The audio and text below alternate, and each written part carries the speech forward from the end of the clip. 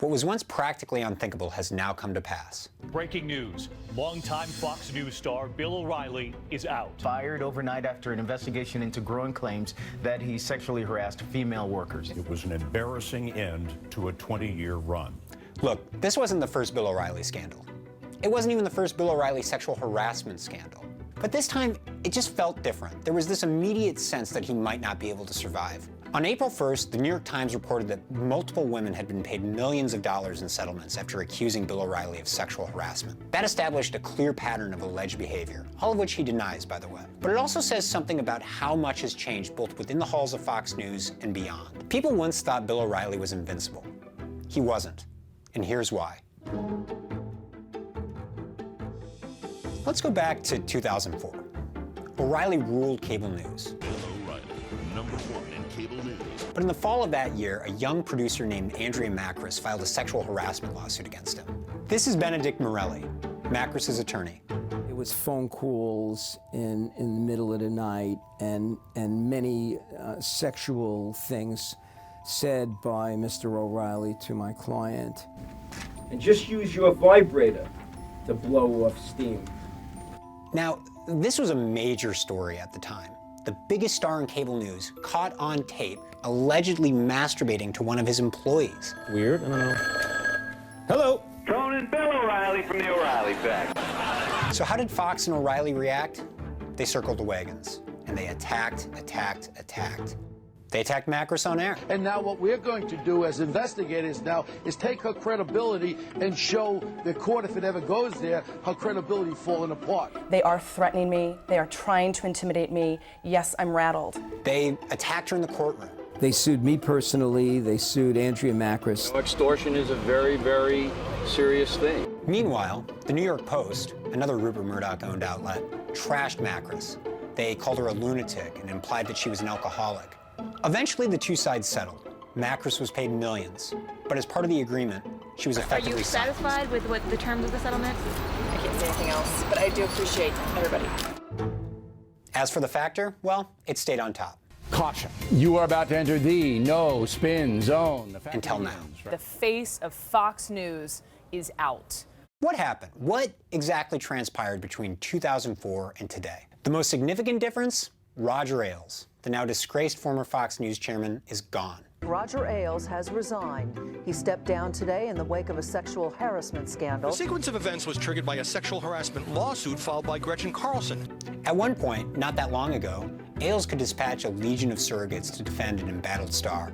When you file these frivolous lawsuits and you think you're going to get people who are well-known to give you money for garbage like this, we're going to investigate you. We're going to uncover things that we've already about your life, so you're wide open right now. So beware, people. Yeah, Now, in 2017, Ailes wasn't there to orchestrate a counteroffensive. But let's back up for a second.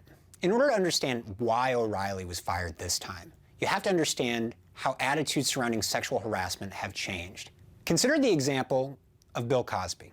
The fall from grace of a living American legend 50 years in the making. Constant was the first woman to publicly come forward accusing Cosby. Since then, some 50 women have alleged similar sexual assaults over a period of 4 decades. Here's a guy who's one of the most beloved cultural figures, a comedic icon. But the rape allegations that triggered Cosby's fall from grace didn't come out of nowhere. These allegations had been made against him for years, but it wasn't until 2014 when a post on Gawker and a performance by the comedian Hannibal Buress gave the allegations new life. I don't curse on stage, but yeah, you're a rapist, so... None of these accusations is new, but they made headlines once again after comedian Hannibal Buress called Bill Cosby a rapist last month during his stand-up routine. And after these allegations resurfaced, a number of companies decided that Cosby was suddenly too radioactive. NBC canceled plans for a Bill Cosby sitcom. Netflix postponed the launch of the new stand-up comedy special. The fall of Cosby and O'Reilly provide clear evidence that powerful men, whether they be comedians or cable news giants, can't simply hunker down and ride out these scandals like they used to. And that shift has given activists more power to hold the powerful accountable. This is Rashad Robinson, Executive Director of Color of Change. In 2009, they wrote the playbook on how to take down a cable news star. Welcome to the Glenn Beck program. America Tonight, I ask you to watch this program with an open mind. Well, Glenn Beck had been going on a lot of wild goose chases, but then he went on the air and he called President Obama a racist. This guy is, I believe, a racist. Look at the way, look at the things that he has been surrounded by. The group's strategy: target the ad dollars. We started reaching out to advertisers behind the scenes. Then at the same time, we started reaching out to our hundreds of thousands of members, signaling sort of a public campaign, saying that we would want to go after advertisers, but we were trying to give them an opportunity to leave beforehand. One by one, we would start having this domino effect of advertisers deciding that it was no longer worth it to stay with the Glenn Beck show. Eventually, the only advertisements on Beck's show looked like this. Everywhere I turn, people are talking about gold prices. Less Lexus, more call now for this limited time offer. By 2011, Fox News didn't think Glenn Beck was worth it, and they let him go. That advertising boycott was unquestionably a factor. Now, in 2017, with O'Reilly's accusations front and center, groups like Color of Change knew exactly what to do. The advertisers are pulling away from Bill O'Reilly's show. 20 major advertisers, including Allstate, BMW, T. Rowe Price, have pulled ads from the O'Reilly factor. The bottom line, O'Reilly scandals now hurt the Murdochs' bottom line.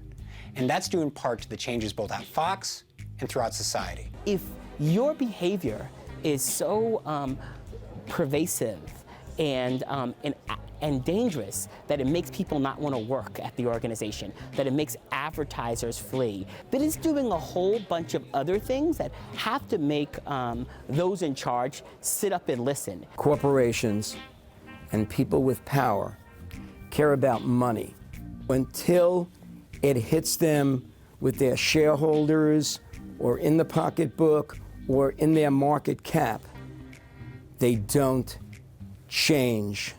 In a previous era, like, say, Fox News circa 2004, Bill O'Reilly might well have survived. But these days, not even the most powerful man in cable news can avoid being held accountable.